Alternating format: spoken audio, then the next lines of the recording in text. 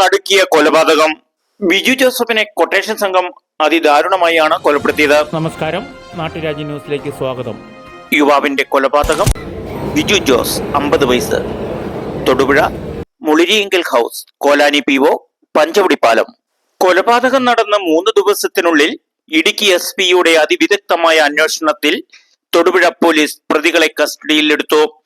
തുടർന്ന് അന്വേഷണത്തിലാണ് ബിജുവിന്റെ business പാർട്ണറായ Jomon Devamatha catering ഉടമ കലൈന്ദാനിയുടെ കാറ്ററിംഗ് ഗോഡൌണിന്റെ വേസ്റ്റ് തള്ളുന്ന മാൻഹാളിൽ നിന്നും അതിസാഹസികമായിട്ട് ബിജു ജോസഫിന്റെ മൃതദേഹം പോലീസ് കണ്ടെടുത്തത്.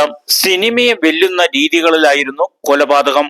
തൊടുപുഴയിൽ ചിത്രീകരിച്ച ദൃശ്യം സിനിമയിലെ കൊലപാതകവും കുറ്റാന്വേഷണ രീതികളെക്കാൾ വെല്ലുന്ന യാഥാർത്ഥ്യ കൊലപാതകവും പോലീസ് അന്വേഷണത്തിനും തൊടുപുഴ കുറ്റകൃത്യങ്ങളുടെ ചരിത്ര നിമിഷമായി മാറി. കൊല്ലപ്പെട്ട ബിജു ജോസഫും ബിസിനസ് സാമ്രാജ്യത്തിന്റെ ഉടമയായ ജോമോനും കാറ്ററിംഗ്, കല്യാണത്തിന്റെ സ്റ്റേജ്, ആഡംബര മണ്ഡപങ്ങൾ, ട്രാവൽ ആൻഡ് ടൂറിസം, പന്നിഫാം തുടങ്ങിയ ബിസിനസ്സുകളിൽ തൊട്ടതെല്ലാം പൊന്നാക്കിയ ബിസിനസ്സുകളായിരുന്നു ഇരുവരുടെയും. 23/2025 വ്യാഴാഴ്ച പുലർച്ചെയാണ് ബിജു മിക്സായ വിവരം ഭാര്യ തൊടുപുഴ പോലീസിൽ വെള്ളിയാഴ്ചയെ പരാതി നൽകുന്നത്. എന്നാൽ കൊറോണയ്ക്ക് ശേഷമുണ്ടായ കേരളം അനുഭവിച്ചുകൊണ്ടിരിക്കുന്ന ഈ സാമ്പത്തിക ബുദ്ധിമുട്ടുകൾ ഇവരുടെ ബിസിനസ് രീതികൾ വൻ സാമ്പത്തിക നഷ്ടത്തിലാക്കി. തുടർന്നുണ്ടായ സാമ്പത്തിക തർക്കങ്ങളാണ് ഈ കൊലപാതകത്തിന് കാരണം. തുടർന്ന് ബിസിനസ് പാർട്ണറുമായി ഉണ്ടായ വിഷയങ്ങൾ പോലീസിന് സംശയപ്രദമായ രീതികൾ ഉണ്ടായതിനാൽ പോലീസ് ജോമോനുമായി ഫോണിൽ ബന്ധപ്പെടാൻ ശ്രമിച്ചെങ്കിലും ജോമോന്റെ ഫോൺ സ്വിച്ച് ഓഫ് ആയിരുന്നു. തുടർന്ന് ഇടുക്കി SP-യുടെ നേതൃത്വത്തിലുള്ള അന്വേഷണത്തിലാണ് 2 കൊട്ടേഷൻ സംഘത്തെയും ജോമോനെയും കസ്റ്റഡിയിലെടുത്തത്. എന്നാൽ കൊട്ടേഷൻ സംഘത്തിൽ കാപ്പ ചുമത്തിയ ഒരു പ്രതി പോലീസ് വലയിൽ വീഴുകയും ഈ പ്രതിയെ ചോദ്യം ചെയ്തതിൽ തുടർന്നാണ് കൊലപാതക കേസിലെ വഴിത്തിരിവുണ്ടായത്.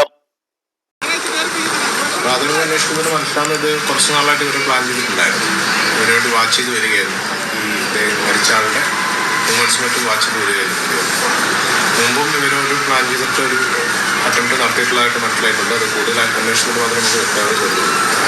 ഈ ഇൻവെസ്റ്റിഗേഷൻ നടന്നുകൊണ്ടിരിക്കുകയാണ്. ഇപ്പോഴത്തെ ഒരു വർഷം പ്രകാരം അവർ അന്ന് രാവിലെ ഇയാളെ കിഡ്നാപ്പ് ചെയ്തായിട്ട് വണ്ടിയിൽ വെച്ചിട്ട് തന്നെ മർദ്ദിച്ചതായിട്ടാണ് മനസ്സിലാകുന്നത്. വണ്ടിയിൽ വെച്ചിട്ട് ആൾ കൊല്ലപ്പെടുകയാണ് ഉണ്ടായത്. അതിനുശേഷം അവിടെ ആ ഗോഡൌണിൽ പോയിട്ട് ബോഡി ഡിസ്പോസ് ചെയ്യാറ്. ആലക്കോട് പഞ്ചായത്തിൽ സ്ഥിതി ചെയ്യുന്ന ഈ കെട്ടിടം കാണുമ്പോൾ മനസ്സിലാകും അനധികൃതമായ രീതികളിലാണ് ഇതിൻ്റെ പണി രീതികളെന്ന്. ഈ കെട്ടിടം സ്ഥിതി ചെയ്യുന്നതും മറ്റേതോ വ്യക്തിയുടെ പേരിലാണ്.